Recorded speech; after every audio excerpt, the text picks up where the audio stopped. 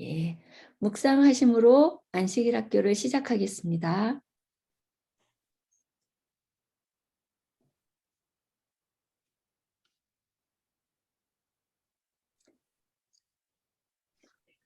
예, 안녕하세요. 벌써 춘 3월이네요. 안식일이 시작되는 이 시간에 하나님의 거룩함에 동참하도록 초청에 응하시고 하나님이 주인 되시는 우리 영혼의 목장 안식일 학교에 참여해 주신 반생님들 모두에게 하나님의 은혜가 함께 하시길 바랍니다. 오늘 시작 기도는 서양미 집사님께서 하시겠습니다. 다 같이 기도드리겠습니다. 하늘에 계신 우리 아버지, 시작하는 안식일에 우리의 생각과 마음을 주님께로 향하게 하시고 안식일을 기억하여 모든 것을 내려놓고 예배를 볼 수 있음에 감사를 드립니다. 힘들고 어려운 세상 속에서도 우리의 믿음의 마음이 늘 주님께로 이어지게 하시고 우리들을 불꽃 같은 농자로 날마다 보호하시고 인도하시는 은혜에 감사드립니다. 하루의 삶이 주님께서 값없이 주시는 은혜를 깨닫게 해주심에 더욱 감사드립니다. 우리 각자의 마음속에 기도의 제목이 있을 것인데 우리의 작은 신음소리에도 응답하시는 주님께서 각자의 기도에 응답해 주실 줄 믿습니다. 날마다 성령님의 음성에 귀 기울이며 말씀과 기도로 주님과 더욱 가까이 주님의 자녀답게 살아갈 수 있는 믿음의 가족들이 될 수 있도록 인도하여 주시옵소서. 시작하는 시작이 오니 마치는 시간까지 주님 함께하여 주심에 감사드리오며 예수님의 이름으로 기도드립니다. 아멘. 아멘. 감사합니다. 예, 오늘은 특별 안식일 학교 순서를 진행하게 되어서 참 행복하네요. 오래전에 한 친구가 제게 아주 귀한 전화번호 몇 개를 가르쳐 주었어요. 위급할 때, 낙심될 때 언제든지 사용할 수 있는 번호라네요. 그 번호를 우리 반생님들께도 나누어 드리고 싶어서 친구가 보내준 사연을 잠깐 읽어 드릴게요. 제목은 하나님 전화번호를 아십니까? 항상 명랑하고 힘있게 살아가는 한 사람이 있었습니다. 그 비결을 묻자 그는 이렇게 대답했습니다. 나에게는 절망도 좌절도 낙심도 없습니다. 왜냐하면 나는 우리 집 골방에 특별한 전화기를 설치해 놨거든요. 앞이 캄캄하고 도대체 뭐가 뭔지 모를 때 모든 것을 가르쳐 주실 하나님의 전화번호를 알고 있어요. 옆에 있던 한 사람이 하나님의 전화번호가 뭔데요? 저에게도 가르쳐 주실 수 있습니까? 하고 물었습니다. 하나님의 전화번호는 저 333입니다. 예? 무슨 전화번호가 그래요? JER 333이라고요. 그것은 곧 예레미야 33장 3절을 뜻하는 것입니다. 저는 어떻게 해야 될지 모르고 막막할 때마다 성경 예레미야 33장 3절을 펼치고 너는 내게 부르짖으라 내가 대답하리라 나는 내가 모르는 큰 비밀을 가르쳐 주리라고 약속하신 하나님의 말씀을 손가락으로 꾹꾹 눌러가면서 하나님께 전화를 해요. 그러면 하나님과 직통으로 연결이 돼요. 그랬더니 옆에서 듣고 있던 다른 성도가 저는 골방에서뿐만 아니라 마운틴에 가서도 하나님께 걸 수 있는 핸드폰 전화번호를 알고 있어요 하는 것입니다. 두 사람이 눈이 둥그레져서 그런 전화번호가 있어요? 우리들한테도 좀 가르쳐 주세요 하고 조르는 것이었습니다. 예, 가르쳐 드리지요. MT77입니다. 예, 마태복음 7장 7절을 펴시고 구하라 그리하면 너희에게 주실 것이요 찾으라 그리하면 얻을 것이요 문을 두드리라 그리하면 열릴 것이다 라는 약속을 손가락으로 꾹꾹 누르면서 전화를 하면 언제든지 하나님이 받으셔서 도와주세요. 그래서 듣고 있는 한국 할머니가 JER 머시기 MT 머시기 하는데 난 영어를 몰라서 못 알아듣겠어요. 한국 사람들이 쓸 수 있는 하나님 전화번호는 없어요? 하는 것입니다. 그랬더니 함께 거닐던 할아버지가 왜 없겠어요? 누구든지 급하기만 하면 걸 수 있는 하나님 직통 전화번호가 있지요. 하고 끼어들었습니다. 할머니가 그 번호 좀 가르쳐 주세요. 하고 할아버지를 쳐다보았습니다. 어려울 거 하나도 없어요. 누구든지 급할 때는 119를 누르면 돼요.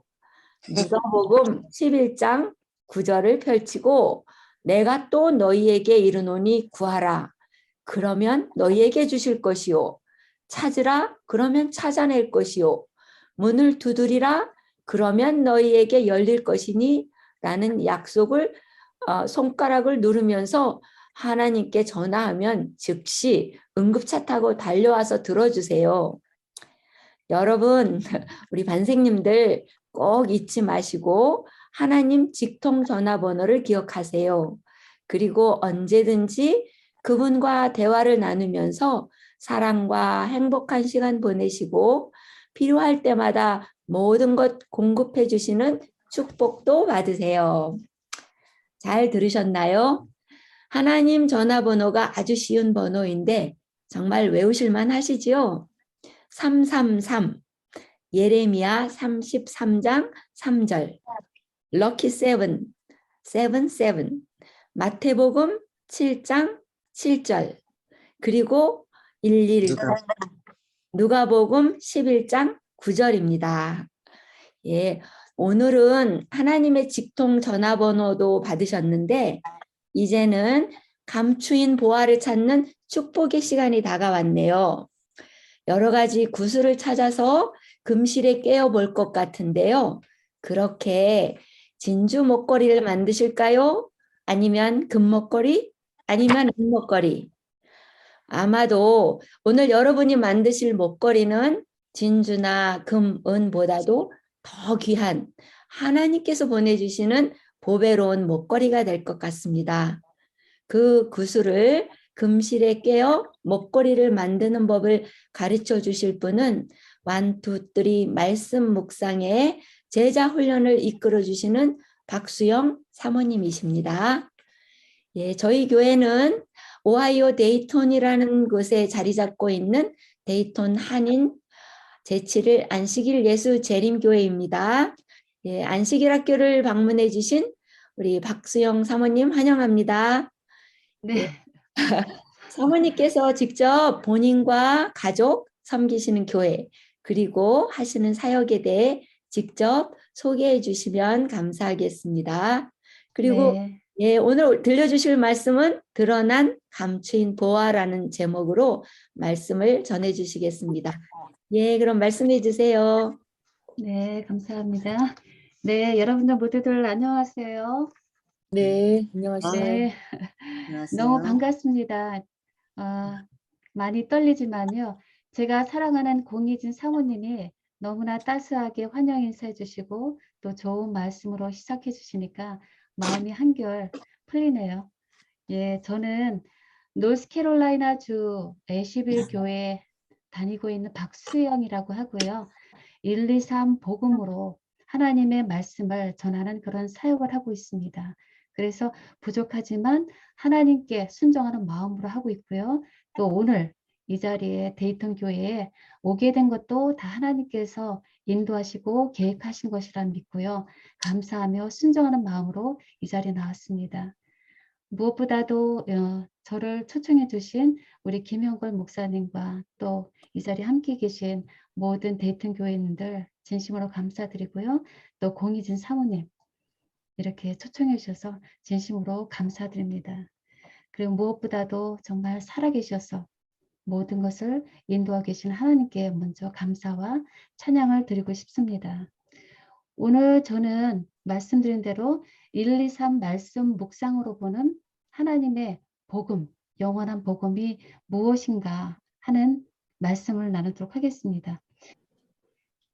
옛날 속담에 구슬이 서말이라도 꿰어야 보배라는 말이 있죠. 그것은 아무리 훌륭하고 좋은 구슬이 많을지라도 우리가 다듬고 정리해서 쓸모 있게 줄에다가 꿰어야지만 그때서 값어치가 있는 보배가 된다라고 하는 비유적으로 이런 말이죠. 마찬가지로 우리가 아무리 성경을 많이 알고 있을지라도 그 말씀을 잘 다듬고 정리해서 가족이나 이웃들이 값비싼 보화로 받아들일 수 있도록 하는 일이 정말 중요합니다. 그것이 하나님께서 우리에게 주신 사명입니다. 그래서 성경에 있는 보화라는 것은 따로 떨어져 있는 구슬 3개가 하나의 굵은 황금실로 끼워져서 성령 안에서 하나로 연결된 것. 그것이 바로 영원한 기쁜 복음의 약속, 축복입니다. 그래서 우리가 말씀을, 복음을 전할 때 내 입장에서 복음을 전하는 것이 아니라 복음을 듣는, 전달받는 그 사람의 입장에서 정말 복음이 되는가를 생각하면서 전해야 합니다. 그래서 복음의 대표적인 성경절 누가복음 19장 10절 말씀입니다. 인자가 온 것은 잃어버린 자를 찾아 구원하려 함이니라 라는 말씀입니다. 여기에서 먼저 우리들의 모습이 보여요. 첫째, 우리들은 잃어버린 자라는 것이죠. 어느 누구도 우리 인간은 다 잃어버린 상태로서 살아갑니다. 잃어버린 죄인. 그런데 인간이 어떻게 스스로 구원받을 수 있겠어요? 이것은 절대 불가능한 것입니다. 모두들 그것은 다 생각하시리라 봅니다. 구원받을 수 없습니다. 우리는 절대 불가능합니다. 바로 인자이신 예수님이 죄로 잃어버린 바 된 이 작은 행성, 지구에 우리를 찾으러 오셨기 때문에 가능한 것이지요. 이 불가능한 일을 가능케 하기 위해서 오직 하나님의 역사로 이 땅에 오신 예수님을 믿는 것이지요. 그래서 인간이 스스로 아무것도 할 수가 없는 상태를 우리가 복음의 정의를 위해서 1번 인간 상태라 라고 저희가 정했습니다. 이런 우리를 천국으로 데려가시겠다라고 하는 하나님의 약속을 우리는 3번 하나님의 약속과 축복이다 라고 하고요. 그리고 이것을 십자가에서 가능케 하신 예수님을 2번 오직 예수다 라고 정한 것입니다. 그래서 1번 인간이라는 구슬과 예수님이라는 구슬과 하나님이라는 구슬, 이 3개를 합치면 비로소 목걸이 보배가 됩니다. 이것이 복음의 공식이에요. 즉 복음이란 예수다 라고 해도 완전한 복음이 성립이 안 되고요. 천국이다. 그것만으로도 성립이 안 된다는 것이죠. 이렇게 성령의 황금실로 연결된 인간이 예수님을 통해서 하나님께로 나오도록 하는 것. 이것이 하나님의 속마음이고요.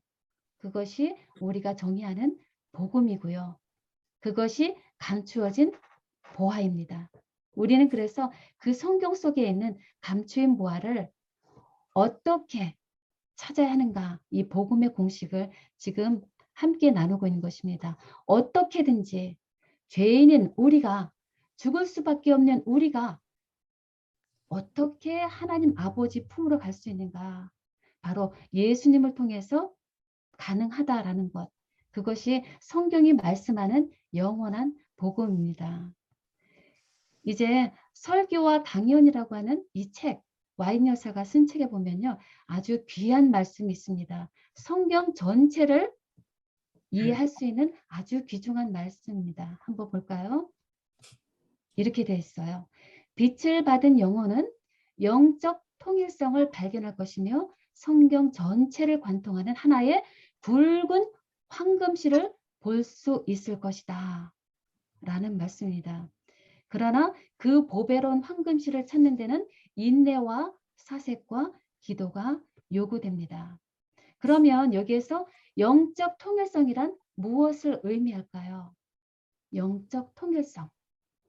이것은 성경은 처음 창세기부터 끝장 마지막에 요한계시록까지 구속의 경륜이 담겨 있는데요. 바로 죄인인 우리를 위해서 예수님을 보내셔서 하나님 아버지께로 나오도록 하고자 하는 하나님의 깊은 속마음, 그 깊은 속마음이 처음부터 끝까지 계속 연결되어 있는데요. 그것이 다른 등장인물과 다른 환경이라는 그 다른 점만 있지만 그 주제는 동일하다는 거죠.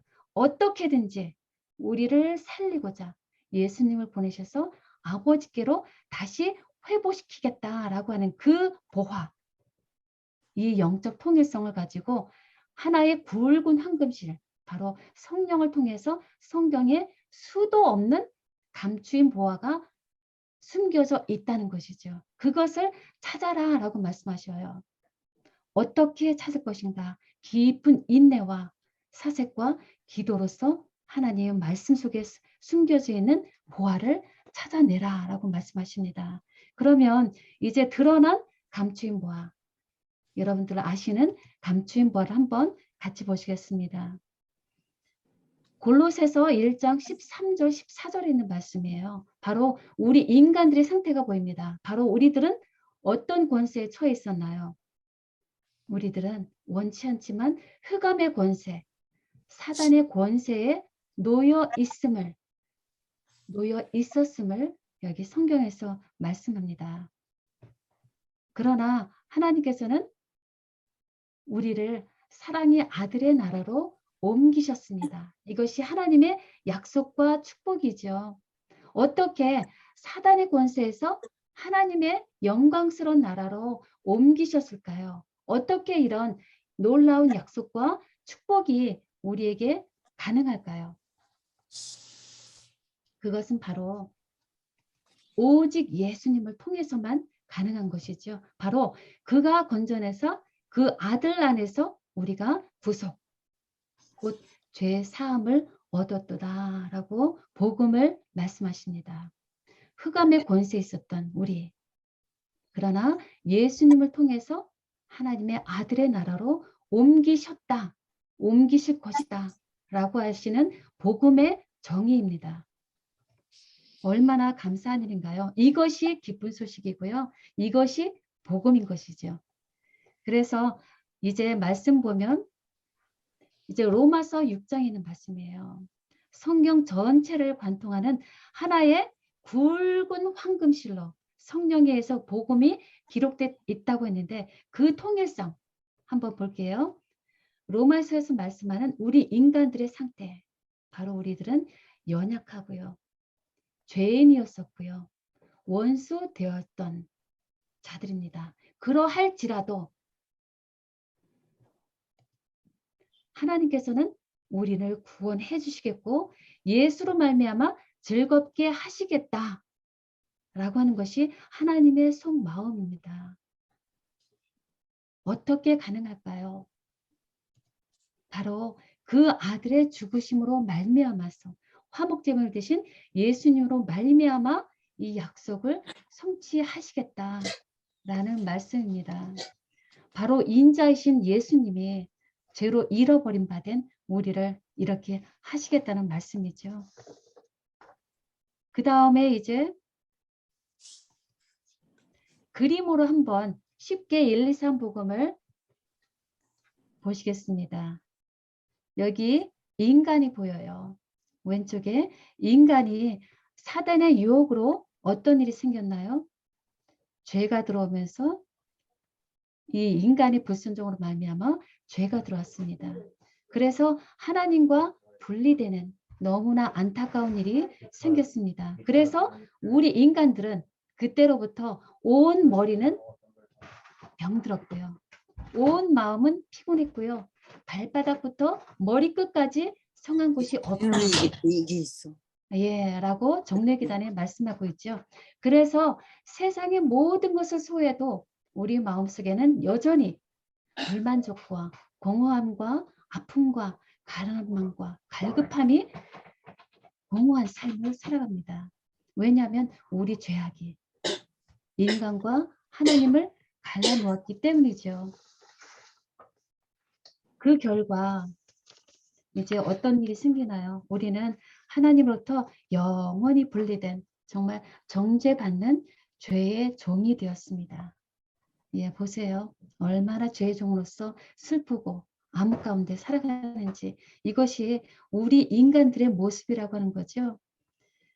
그래서 수고하고 무거운 짐을 지고 가다가 결국은 사망을 죽을 수밖에 없는 우리들의 처지입니다. 죄인의 심판이 처해진 사망을 앞두고 살아가는, 그래서 영적으로 이미 허물과 죄로 죽어가고 있는, 죽었던 우리들의 모습입니다. 그래서 죄악 중에 출생해서 우리는 진노의 자녀이고요.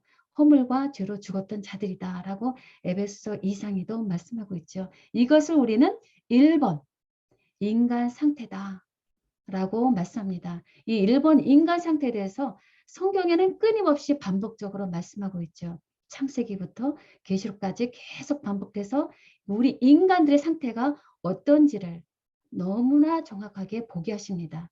그리고 우리는 그것을 정확히 깨달아야 하는 것. 우리 인간은 죄인이고 속절없는 사망에 처한 상태임을 정확히 아는 것.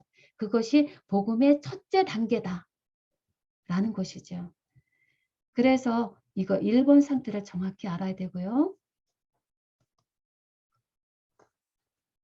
그러나 우리 인간들은 스스로 이 죄악의 상태에서 벗어나기를 끊임없이 노력합니다. 어떤 것으로 하나요?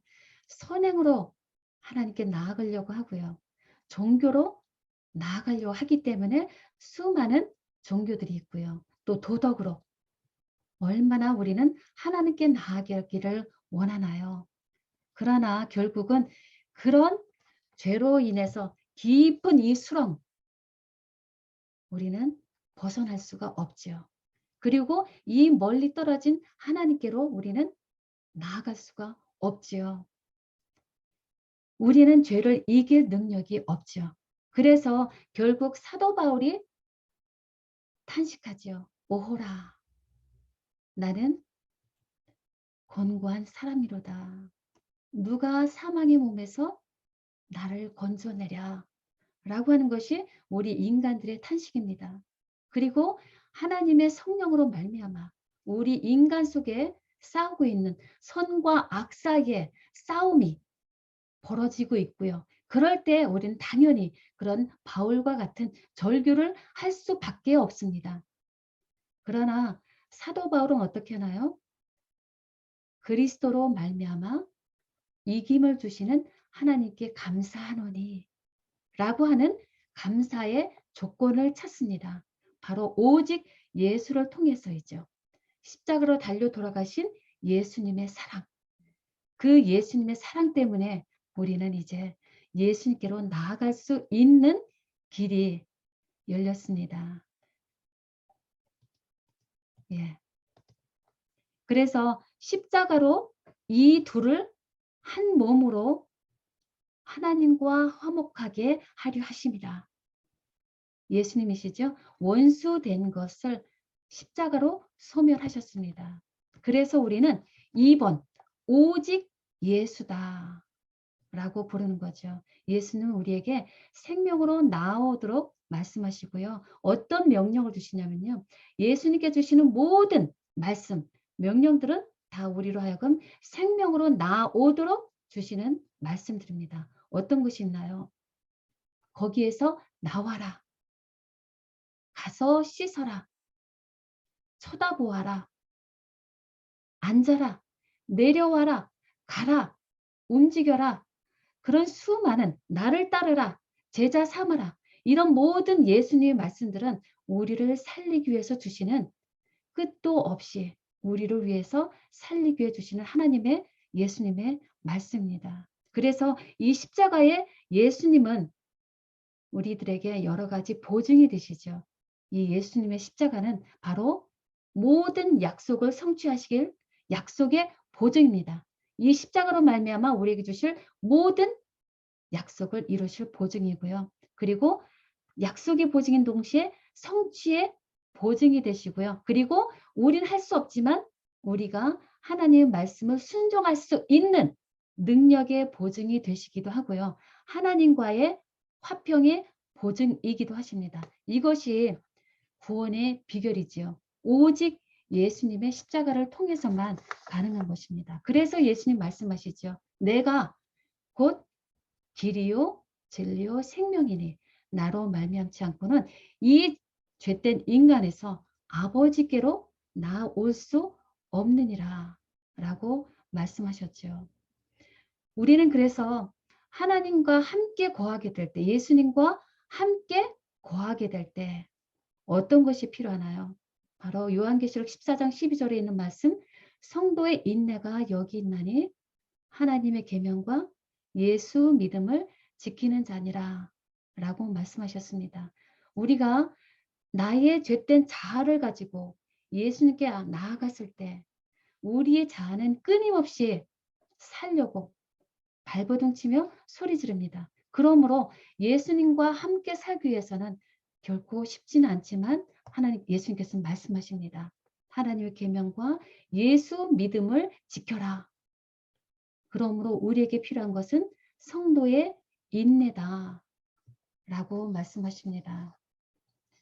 그러므로 이제 우리는 하나님께서 우리를 위해 주신 약속하신 것들을 받게 됩니다. 어떤 것들을 받게 되나요? 하나님께서는 어떤 것들을 우리에게 약속하셨나요? 한번 말씀해 보실까요? 하나님께서 우리를 위해 준비해 주신 놀라운 약속들, 산 것들은 어떤 것들이 있을까요? 영생, 영생. 네, 감사합니다. 예, 또요. 새하늘과 새 땅, 새하늘, 새 땅이요. 네, 또요. 또 의롭게 되는 것. 네, 맞습니다. 하나님께서 우리께 주시고자 하는 것들은 참으로 많아요. 먼저는 육신적인 질병에서 예수님께서는 우리를 회복하기를 원하십니다. 육체적인 회복이 있겠고요. 또 죄에서 정죄함이 없는 의인으로의 변화가 있겠고요. 또 절망 가운데 있던 우리에게 예수님으로 말미암아 어떤 변화가 있을까요? 절망이 예수님과 함께 있을 때 어떻게 변화가 되나요? 어떤 것을 주길 원하시나요? 반대 개념으로 생각하시면 됩니다. 1번 인간 상태는 우리가 원치 않는 모든 죄 가운데 살아가는 이 지구상에서 우리들이 겪을 수밖에 없는 나쁜 것들은 다 1번 인간 상태라고 생각하시면 됩니다. 그러면 여기서 지금 우리가 절망 가운데 있다. 그러면 예수로 말미암아 3번 우리는 어떤 변화로 받게 되나요? 소망, 소망이죠. 예, 소망이고요. 희망이 될 수도 있고요. 예. 죄인이 의인이 되고요. 그런 수많은 상급들이 있습니다. 더 있죠? 기쁨, 승리, 즐거움, 죄로부터의 승리, 또 무엇이 있을까요? 죄로부터 자유, 해방, 또 영광. 하나님으로부터 우리는 영광을 받고요. 제자 되는 영광, 그리고 아울러서 우리는 하나님께 영광을 드리는 놀라운 상급을 받게 됩니다. 이런 많은 상급들을 하나님께서 우리에게 약속하셨습니다. 그리고 이렇게 예수님으로 말미암아 우리는 이런 놀라운 약속들을 받게 되고요. 그래서 무슨 말씀을 했나요? 고린도서 5장 17절 보면 사도 바울이 말했죠. 그런즉 누구든지 그리스도 안에 있으면 새로운 피조물이라. 예, 새로운 피조물이라. 보라 새 것이 되었다. 그렇게 말씀합니다. 복음의 성취가 이루어지는 거죠. 그 외에 정말 하늘의 상속자가 된다는 것. 이것은 정말 얼마나 감사한가요? 우리는 그 약속을 믿고 있습니다. 어떻게 그 약속을 믿을 수 있을까요? 세상 사람들은 믿을 수 없어도 우리는 그 약속을 우리에게 성취해 주실 것을 믿습니다. 무엇으로 말미암아요? 무엇 때문에 우리는 그 약속이 성취될 것을 믿나요? 예수 그리스도로 말미암아. 그렇죠. 예수 그리스도가 벌써 이미 우리를 위해서 십자가에 달려 돌아가셨습니다. 그 예수님의 십자가가 이 모든 약속의 성취, 보증인 것이지요. 그래서 그 약속을 믿고 살아가는 우리 그리스도인은 얼마나 행복자인가요? 그러면 이제 제가 미리 나누어 드린 것들을 여러분들이 보셨겠지만 함께 1, 2, 3 말씀 묵상들을 여러분들이 뮤트를 풀으시고 가능하시면 같이 이해하시고 또 답을 하시고 그러면 좋겠습니다. 먼저 마태복음 11장 28절 말씀입니다. 다 아시는 말씀이죠? 이것을 어떻게 복음으로 정의할 수 있을까요? 첫 번째, 우리는 1번 인간의 상태가 어떠한지를 먼저 알아봐야 되겠습니다. 우리 인간들 상태가 어떻다고 지금 정의하고 있나요? 수고하고 무거운 네. 짐. 무거운 네. 짐으로 힘든 생에 살아가는. 네. 어쩔 수 없이 우리는 수고하고 무거운 짐을 지고 살아갈 수밖에 없는 형편과 처지와 상태다라고 말씀합니다. 죄의 무거운 짐을 지고 가는 불쌍한 우리들의 처지를 하나님은 다 아시지요. 그래서 어떤 약속을 주시나요? 어떤 약속과 축복을 말씀을 주시나요? 내가 너희를 쉬게 하겠다. 네, 반드시 내가 너희들을 쉬게 하겠다. 너희들이 지고 가는 무거운 죄짐을 내가 지고 너희를 쉬게 하겠다라는 것이 하나님의 속마음이에요. 그런데 어떻게 하시겠다고요? 어떻게 우리 스스로는 감당할 수 없는 무거운 짐을 우리로 하여금 쉬게 하겠다고 하시나요? 어떻게 가능하다고 하시나요? 예수님께 나오면 네, 맞습니다. 그래서 예수님이 뭐라고 말씀하세요? 내게로 오라. 내게로 오라. 내게로 오라. 이것이 우리에게 주시는 생명의 말씀이에요. 명령이에요. 아멘. 이 말씀에 순종하고 믿음으로 순종해서 나가는 자에게는 반드시 하나님께서 약속하신 진정한 평안과 쉼을 우리에게 하게 주겠다라는 말씀이 이 복음이에요. 아멘. 이렇게 우리가 이해할 때 진정한 복음이 우리 가슴에 밀려오게 되고요. 그래서 비로소 나는 다른 사람들에게 아파하는 자에게 무거운 짐을 지고 가는 이웃들, 가족들에게 이 말씀 하나만으로도 그들을 위로할 수 있고요. 복음으로 초청할 수 있는 것입니다. 아멘. 이렇지 않고요. 예수 믿으세요. 라고 하는 말은 예수 믿으면 어떤데? 나는 예수 상관없어. 필요 없어. 그렇게 대답이 돌아옵니다. 그러므로 우리는 그 세상 사람들과 함께 동일한 죄인임을 그들에게 제시해야 합니다. 무거운 짐을 지셨죠? 저도 그렇습니다. 모든 인간 세상 사람들은 다 무거운 죄짐을 지고 있습니다.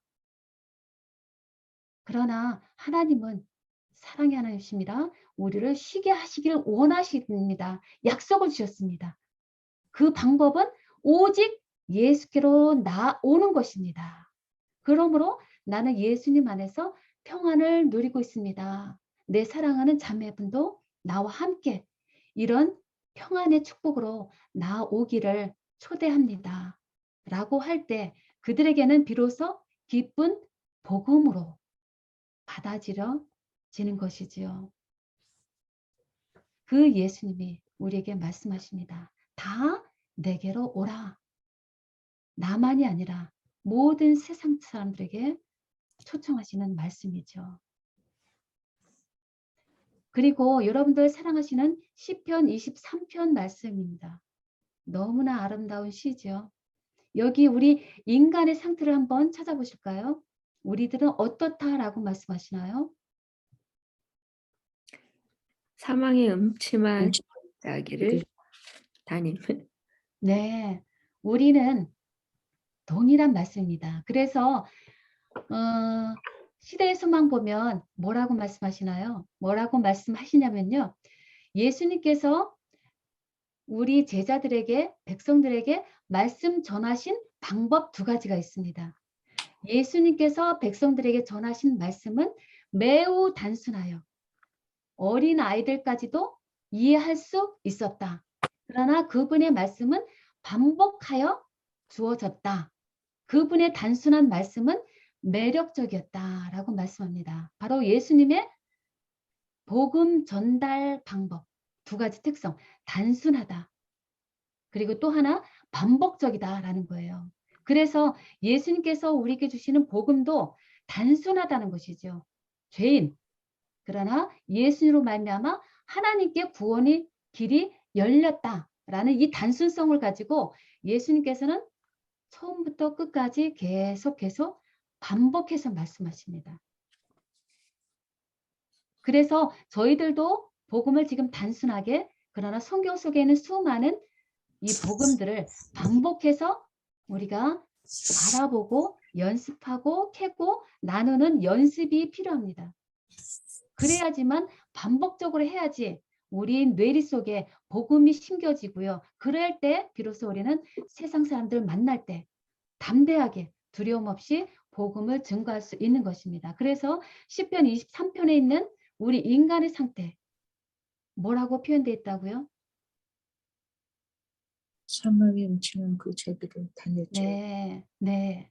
우리는 어쩔 수 없이 사망의 음침한 골짜기를 다닙니다. 이것은 다윗의 시이지만 모든 인간들이 동일하게 겪어가는 사망의 음침한 골짜기를 다닐 수밖에 없다라는 것을 보여줍니다. 그러나 그런 우리를 향해서 예수님은 무엇에 어떤 약속, 축복의 말씀을 주시나요? 너무나 귀한 말씀을 주셨죠?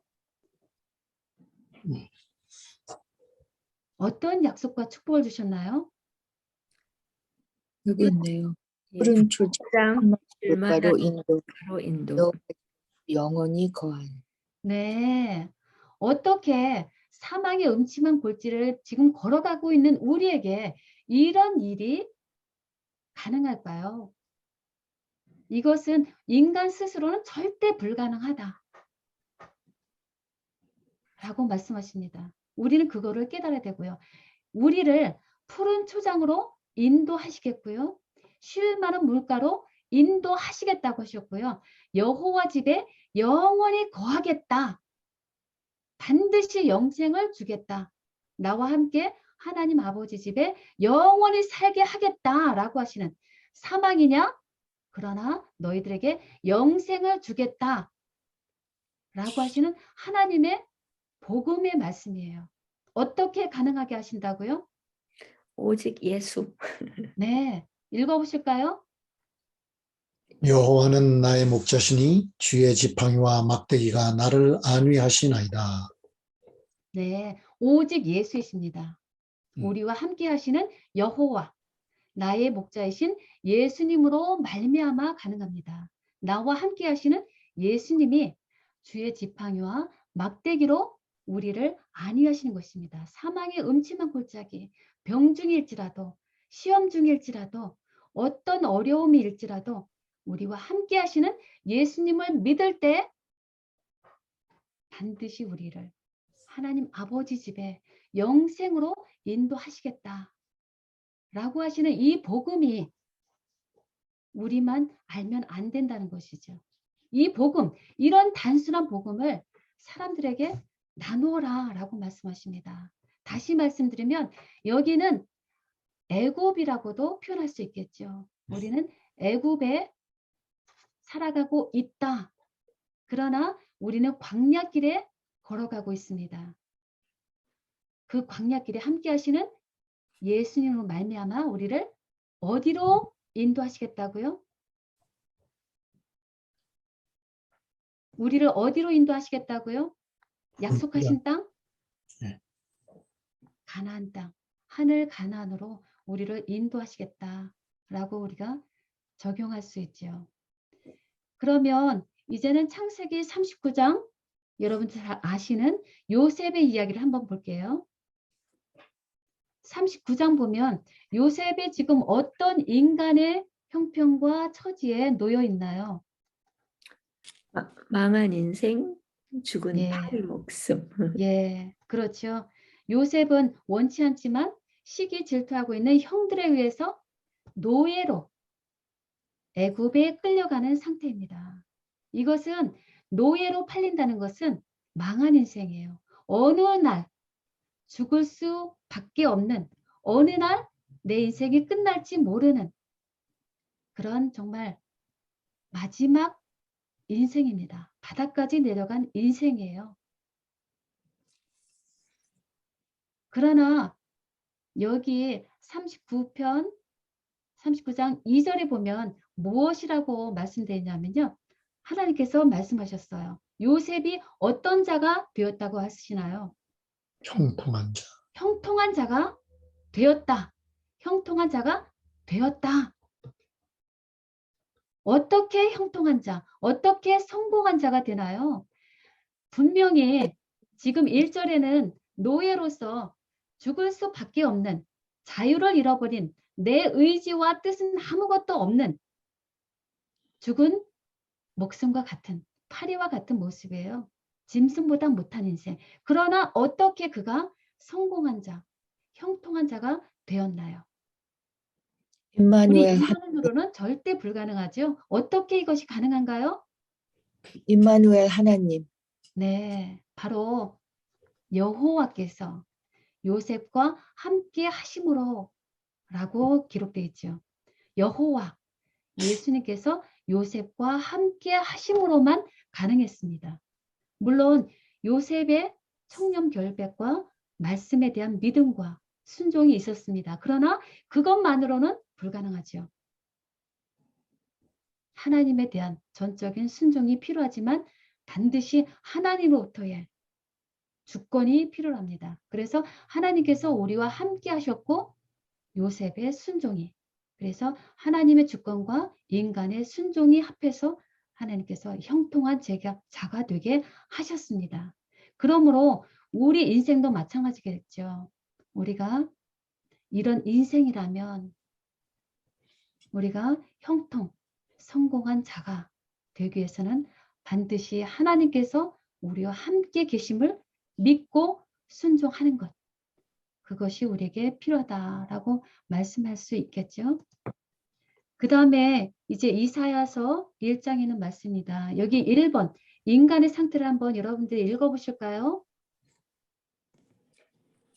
너희 죄가 주홍 같을지라도 진홍같이 붉을지라도.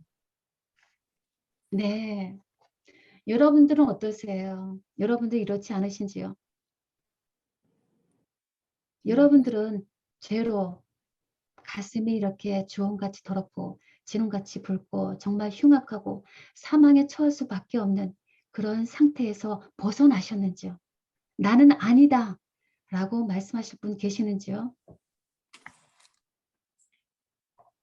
우리 모두는 죄로 말미암아 죽을 수밖에 없다라는 것을 성경은 끊임없이 우리에게 말씀하십니다. 그럴지라도 우리에게 어떤 놀라운 약속을 주셨나요? 어떤 축복을 주셨나요? 눈과 같이 희어질 것이요 양털같이 되리라. 네, 죄를 없이 하시는. 네. 우리를 어떻게 주홍이, 진홍이, 눈과 같이 휘어질 수 있어요? 어떻게 양털같이 될 수가 있어요? 오직 예수. 이 세상에서 가능한가요? 안 되죠. 절대 불가능합니다. 어떻게 하라고요? 누구로 말미암았어요? 예수님께 나올 때. 오직 예수로 말미암아 가능하다고 그랬어요. 그래서 예수님 뭐라고 하셔요? 내게로 오라. 우리가 변론하자. 네. 네. 죄의 삭은 사망이에요. 죄의 삭은 사망이라 우리는 죽을 수밖에 없는 우리를 향해서 예수님께서 내게로 오라. 그리하면 눈과 같이 양털과 같이 그 죄를 없애주겠다라고 말씀하십니다. 그래서 이사야 44장 22절에 그렇게 말씀하셨죠. 빽빽한 구름에 사라진 같이 내가 너의 허물을 너의 죄를 안개에 사라진 같이 도말하였으니 이미 도말하셨다라고 말씀합니다. 그러므로 뭐라고 말씀하셔요? 너는 내게로 돌아오라. 내게로 돌아오라. 내가 너를 구속하였음이니라. 음.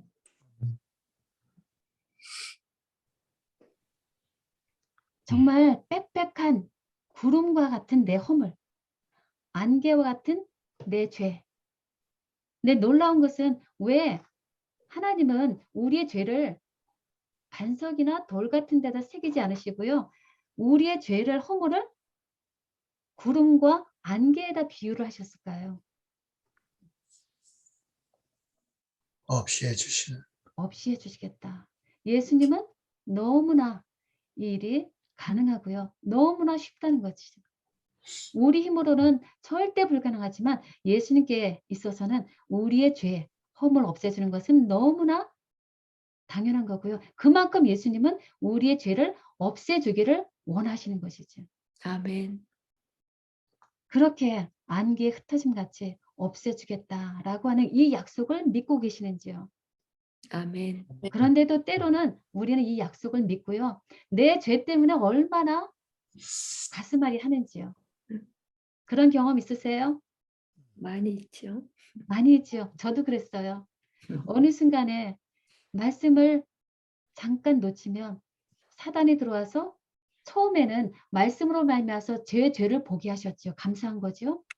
그러나 거기에서 내 죄를 없이 해줬다라는 약속을 믿고 다시 일어나야 되는데 사단은 저를 점점점 죄 속으로 깔아앉게 하더라고요.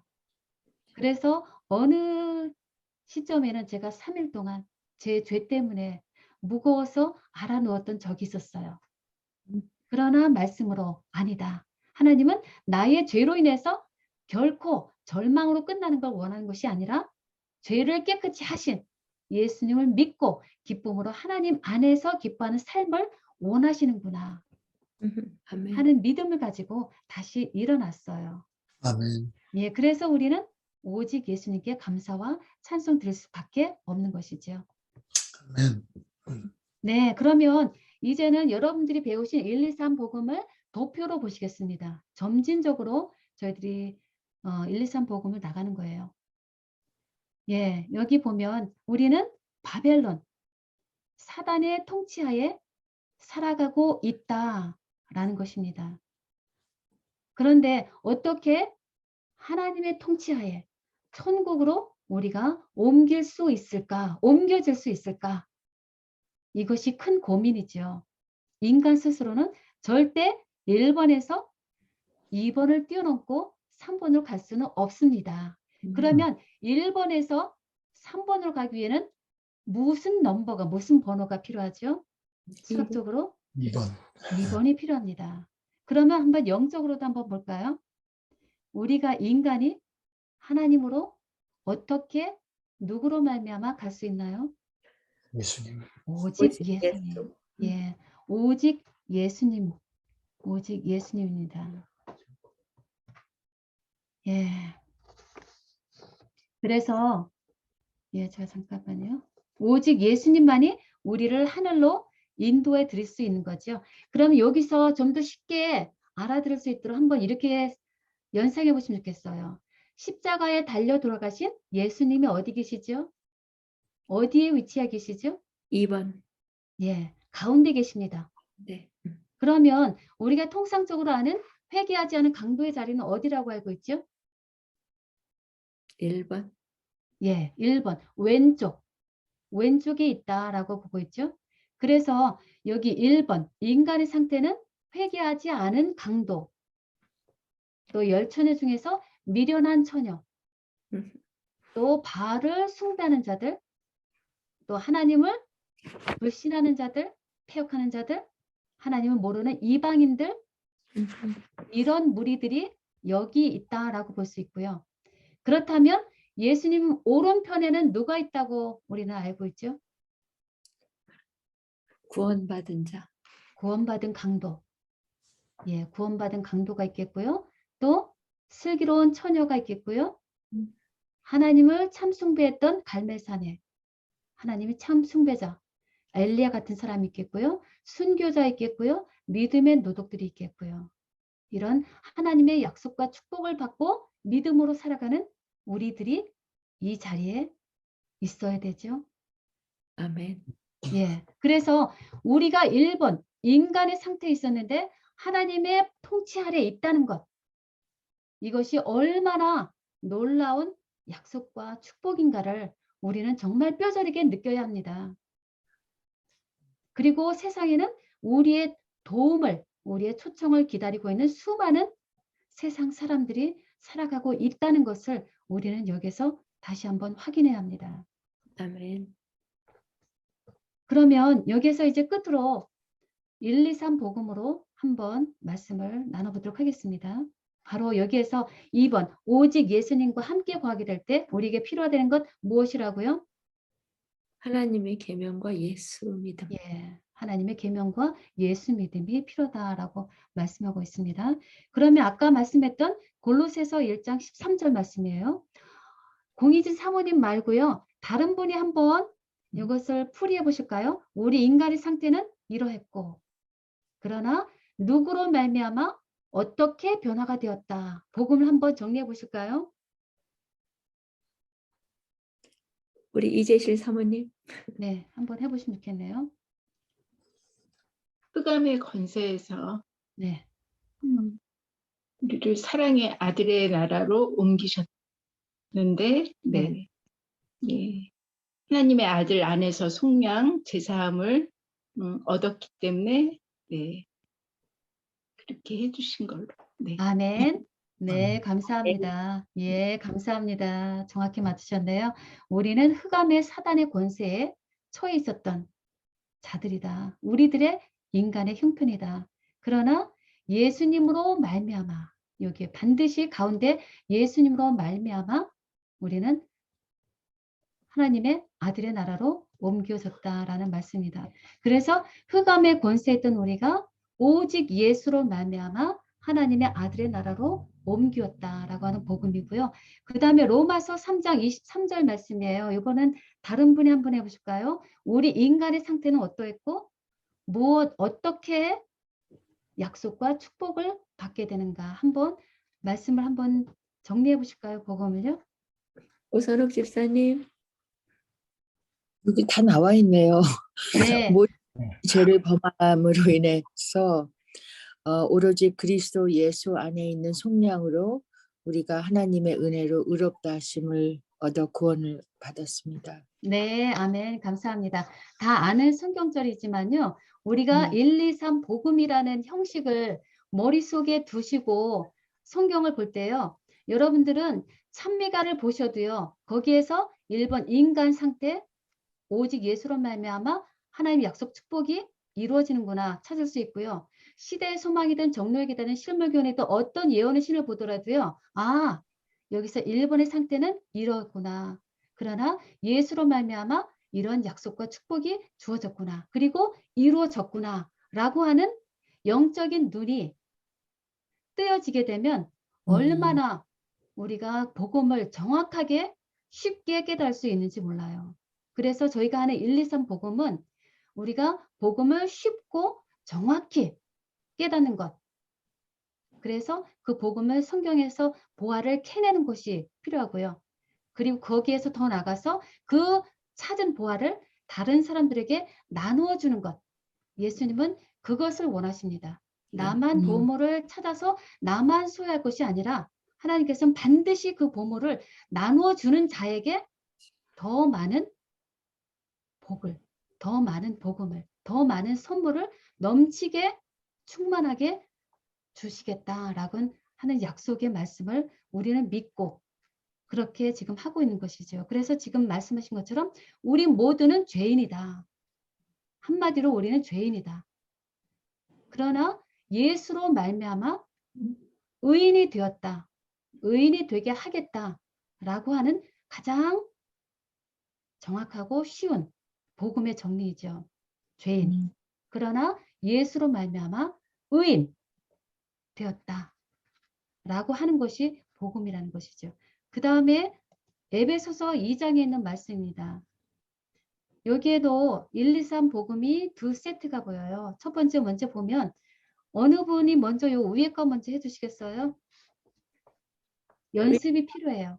예, 권혜연 집사님. 뮤트 푸시고 한번 해보세요. 그리고 다음번 건 우리 박근희 집사님.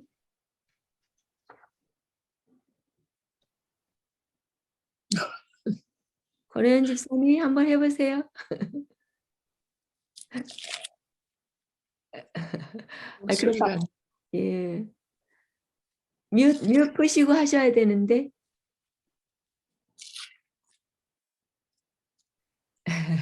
어려우시면 박근희 집사님 해주세요. 허물로써 죽은 우리를 그리스도가 우리와 함께 살리셔서 예수 안에서 함께 하늘에 앉히게 해주셨습니다. 네, 아멘. 아멘. 감사합니다. 그러면 지금 성함이 어떻게 되신다고 했죠? 박근희 집사님. 예, 박근희 집사님. 네, 예, 허물로 죽었던 박근희 집사님. 이거를 개인한테 한번 적용해 보세요.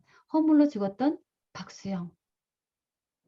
개인한테 적용하셔야 돼요. 복음은 다른 사람한테 적용할 것이 아니라 이 모든 말씀은 저에게, 자신에게 적용해야지만 내가 성경 속에 있는 모든 인물들과 함께 죄인으로서 깨닫게 되고요. 그래서 예수님께로 나아가게 되고요. 예수님께 나아가게 됐을 때 예수님으로 말미암아 승리가 우리에게 주어지는 것입니다. 그래서 모든 성경 속에 있는 말씀 아니면 어떤 이야기일지라도 그 말씀에 자신을 대입시켜주셔서 한번 복음을 이해해 보세요. 그래서 허물로 죽었던 나 박수영. 그러나 그러할지라도 죽었던 나일지라도 그리스도와 함께 그리스도께서 오셔서 나를 살리셨고 그러므로 어떤 약속과 축복이 저에게 주어졌다고요? 예수 안에서 함께 하늘에 앉히겠다라고 하는 약속과 축복이 저에게 주어졌습니다. 아멘. 그래서 죽었다라는 것이 전제되지 않으면 영생이 부활이 우리에게 그런 기쁨이 될까요? 죽음이 없는 자에게 부활은 있을 수가 없고요. 그러므로 반드시 복음은 죽음, 사망이 먼저 전제돼야지만 예수님 말미암아 영생이 주어졌다라는 복음으로 말미암아 우리는 기뻐할 수 있는 것입니다. 그런가요? 아멘. 네. 그래서 우리는 예수 그리스도 안에서 감사하며 기뻐할 수 있는 것입니다. 그 다음에 다른 복음 세트 여기 한번 볼까요? 한 분이 한번 해주시면 좋겠네요. 우리 이광우 장로님이신가요? 한번 해주시면 좋겠네요.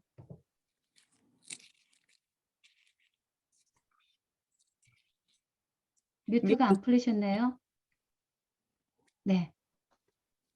우리가 이방인이요 또 애인이요 그리스도 밖에 또 소망도 없고 하나님도 없고 한 죽은 우리가 아멘. 우리였다. 우리다. 예, 아멘. 그리스도의 피와 맡긴 담을 예수님의 육체로 하시고 예수님의 십자가로 화평케 되어서 예, 하나님의 자녀로 예. 성령 안에서 예수님 안에 지음을 받았다. 아멘. 네, 감사합니다. 예, 너무 잘해주셨어요. 장로님 감사합니다. 예, 여기 보세요. 우리는 이방인이었다.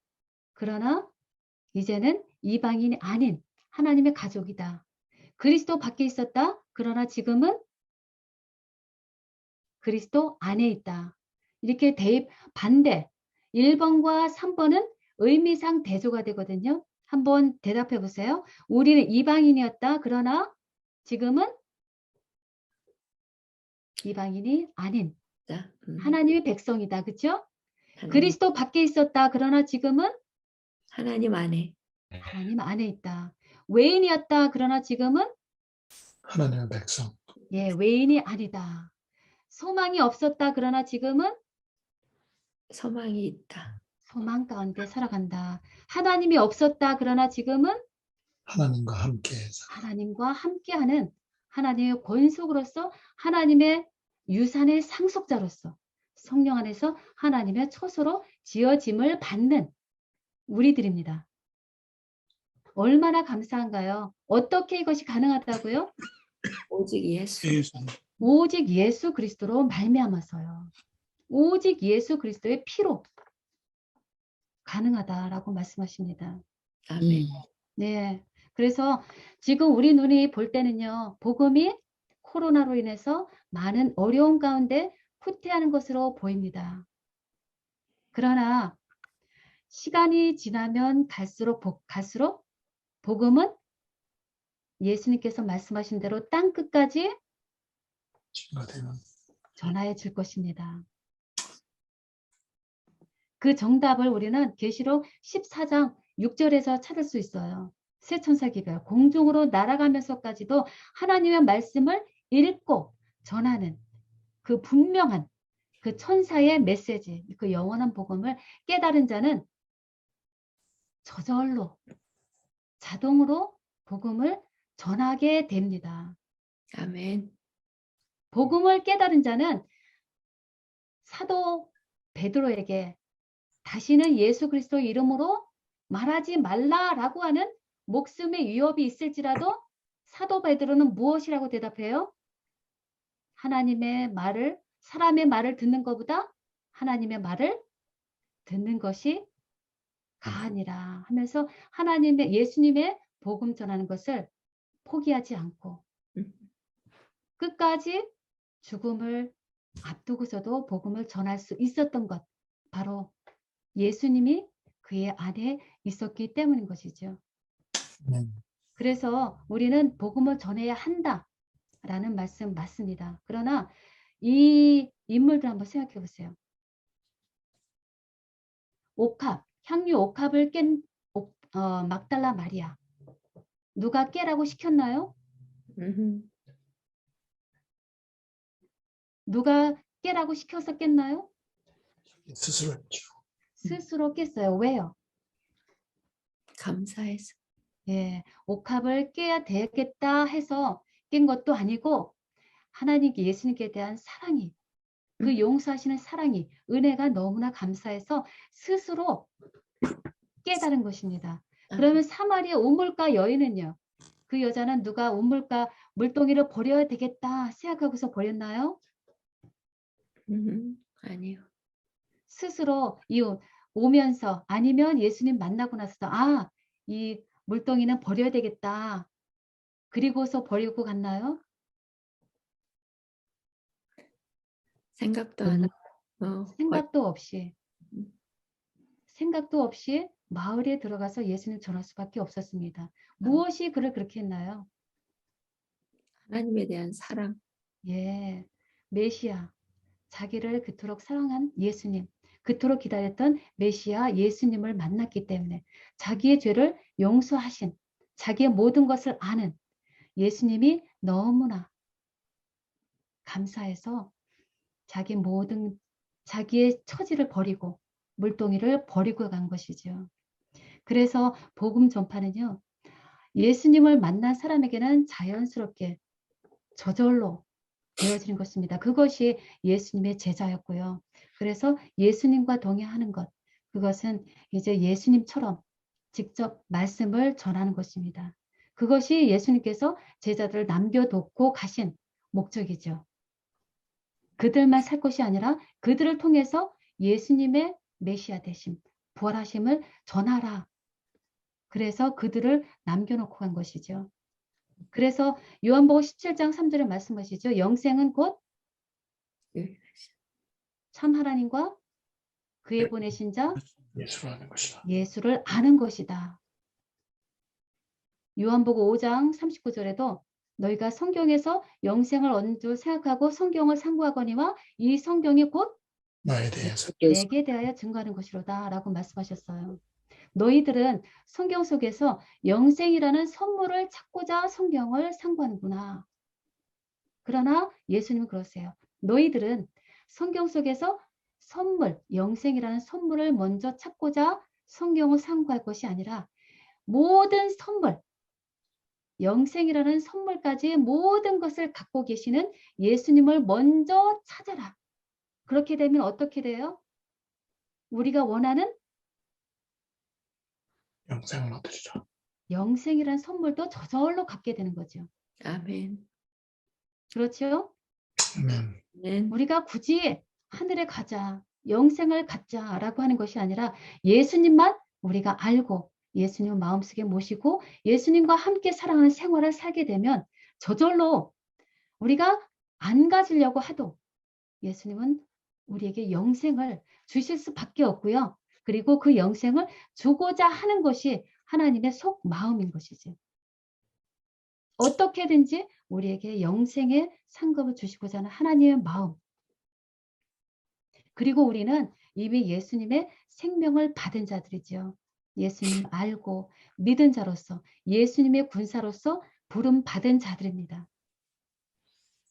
그러므로 예수님의 군사로서 우리에게 원하시는 것은 군사로 모집한 자, 대장이신 예수님을 기쁘게 해드리는 것.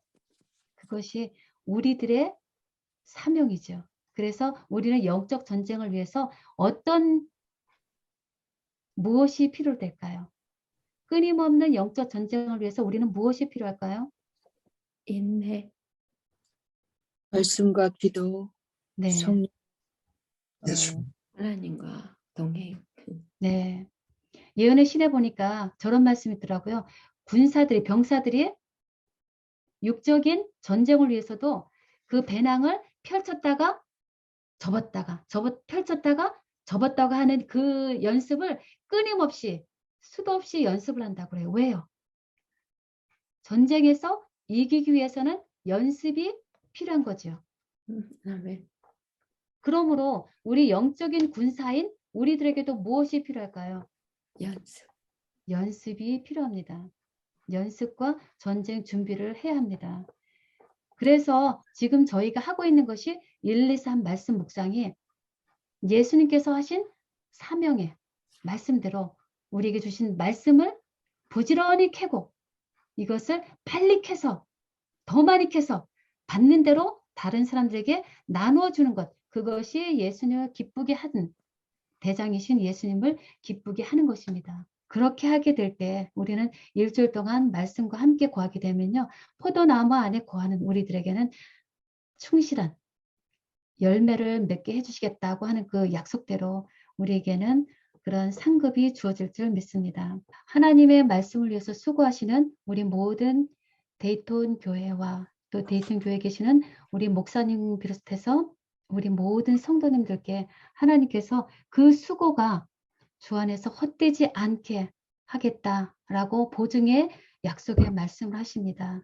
그 약속의 말씀에 따라서 수고하는 모든 우리 수고가 하나님 안에서 기쁘게 상달받는 간합되는 그런 우리 모든 데이톤 교회가 되시길 바라면서요.